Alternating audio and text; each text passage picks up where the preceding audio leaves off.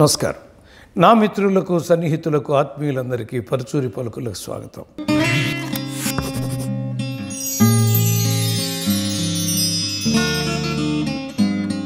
ఈ రోజున the family star గురించి అంటే అది రిలీజ్ అయిపోయింది, అది ఎలా ఉందో ఏంటో కూడా నేను చూడలేదండి. ఎందుకంటే అవి చూస్తే మళ్ళీ నా మనసులో ఉన్న మాటలు మీకు చెప్పలేను కాబట్టి నేను ఊరికే ముందు వచ్చిన ప్రోమోని చూస్తే మాత్రం నాకు ప్రోమో చాలా బాగా అనిపించింది. ఎందుకంటే విజయ్ దేవరకొండ మళ్ళీ కమ్బ్యాక్ ఫిల్మ్ అవుతుందా అని అనిపించిందండి.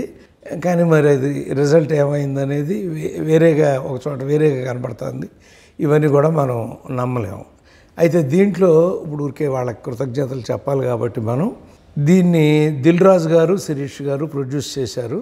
రచన దర్శకత్వం పరశురామ్ గారు, విజయ్ దేవరకొండ, మృణాల్ ఠాకూర్ వీళ్ళిద్దరూ హీరోయిన్గా ఉన్నారండి. జగపతి బాబు గారు కూడా ఓ షార్ట్ కనపడ్డారు. ఎడిటెడ్ బై మార్తాండ్ కే వెంకటేష్. యాక్చువల్గా April 5th రిలీజ్ డేట్ అని అందులో ఉంది. మరి నేను ఆ లోపే చెబుదామని వాళ్ళతో తెప్పించుకున్నాను, కానీ అనివార్య కారణాల వల్ల ఒక 2 వారాలు ఆగిపోవాల్సి వచ్చింది. లేకపోతే ఈ పాటికి మీకు చెప్పి ఉండేవాడిని.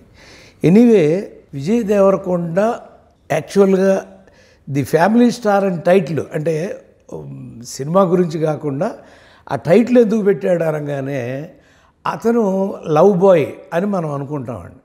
ఎందుకంటే ఓపెనింగ్లో అతను చేసినటువంటి ఆ సినిమాలు అద్భుతమైన ప్రేమ సినిమాలు కాబట్టి ఆ లవ్ బాయ్ అని అనుకుంటామని హెడ్డింగ్లోనే దిల్ రాజు గారి తెలివితేటలతో ది ఫ్యామిలీ స్టార్ అని డైరెక్టర్తో టైటిల్ పెట్టించుకున్నాడు.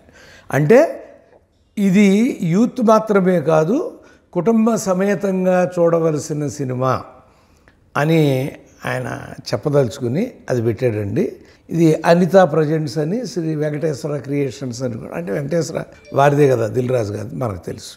ఇప్పుడు దీనిలో అతను ఒక యాంటిసిపేషన్తో కొన్ని ఆ ఉన్న 2.5 నిమిషాల దీనిలోనే ప్రోమోలోనే 2-3 హార్ట్ టచింగ్ డైలాగ్స్ ఉన్నాయండి.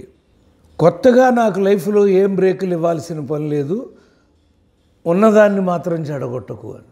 చూడండి, ఎందుకంటే ఆల్రెడీ అతను ఒక స్థాయికి వచ్చి ఉన్నాడు. నువ్వు మళ్ళీ నన్ను ఇక్కడి నుంచి ఇంత ఒటుడింత అంతేం పెంచక్కర్లేదు, ఉన్నదాన్ని చెడగొట్టకు అనేది ఎంత అద్భుతంగా పరశురామ్ గారి డైలాగుల్లో ఒక 3-4 డైలాగులు చెప్దామనే యాక్చువల్గా సినిమా చూసి చెప్పొచ్చు, బట్ ముందు ప్రోమో చెప్పి తర్వాత సినిమా కూడా చూసి దాన్ని విశ్లేషిస్తాను నేను. అది చూడండి, అది ఉన్నదాన్ని చెడగొట్టకు అనేది. అలాగే ఒక అతను ఎందుకు సార్ హాయిగా లిఫ్ట్ వాడుకోకుండా కష్టపడి ఇన్ని మెట్లు ఎక్కువ వస్తున్నారు. ఎస్, దీనిలో నిగూఢార్థం చాలా ఉందండి. అది నేను డైరెక్ట్గా చెప్పను. లిఫ్ట్లో ఎవరు వస్తున్నారు, తను ఎలా కష్టపడి మెట్లు ఎక్కువ వచ్చాడు అనేది చెప్పదలుచుకున్న అంతర్లీన అర్థం అండి అది. అలా లిఫ్ట్లు ఉన్నాయని ఎక్కేసి, సిగరెట్లు ఉన్నాయని కాల్చేసి, మందుందని తాగేస్తే ప్రమాదం అయ్యా అని ఆ డైలాగ్ చెప్పినాక డైరెక్టర్కి హ్యాట్స్ అవ్వండి, ఎమ్మటే ముందు కొట్టి షాట్ వేసాడండి దాంట్లో ప్రోమోలో. అంటే ఇది ఒక విచిత్రమైన క్యారెక్టరు.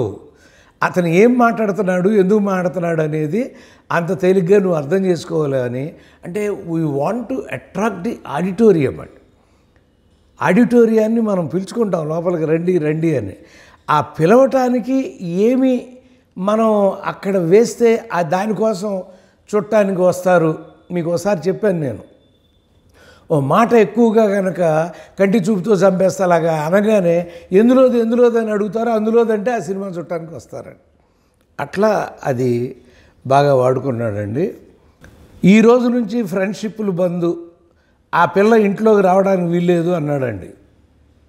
కానీ ఆ పిల్ల వెంటే పడ్డాడు. చూడండి, ద్వయీభావ సంఘర్షణకు గురయ్యేటువంటి ఒక అద్భుతమైన పాత్ర అని దాని ద్వారా తెలుస్తుందండి. వాళ్ళు గవికిని అక్క అంటే పిల్లలు ఇంత మాట మాట్లాడి ఆ అమ్మాయితో వరసలే ఉందన్నాడు. రే, నోరు తిరగదని ఈజీగా వరసలు కలిపేయబాకండి రా, పిన్ని అనండి చాలు అని. అంటే పిన్ని అనమంటే తనకి వాడు బాబాయ్ అవుతాడు కాబట్టి, అంకుల్ అంటున్నారు కాబట్టి తను పిన్ని అవుతుంది అనేది ఒక అద్భుతమైనటువంటి ఆ డైలాగులు.